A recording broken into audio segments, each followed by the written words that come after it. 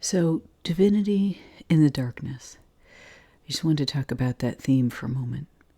And this is the interesting thing when our foe is the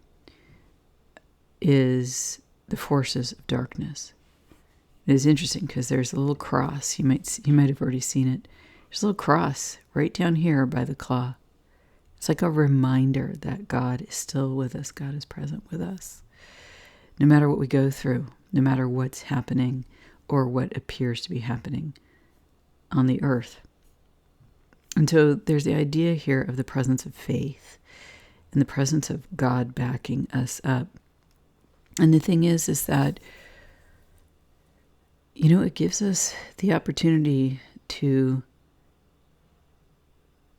hone our faith, to make an inner commitment, to say, I'm going to be in this for the long haul, to say, I'm going to stick with it, and to stand up and do that in strength rather than choosing to have an approach of being the victim.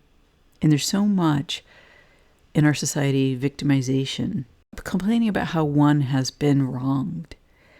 And certainly these things exist, but they don't make us strong.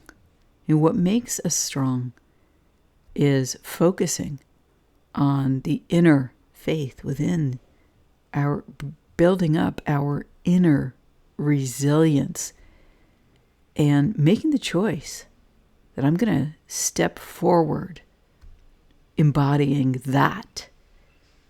I'm going to build my resolve in the face of these energies. It's much more fun to be your own hero. In doing so, you're not a hero for anyone else.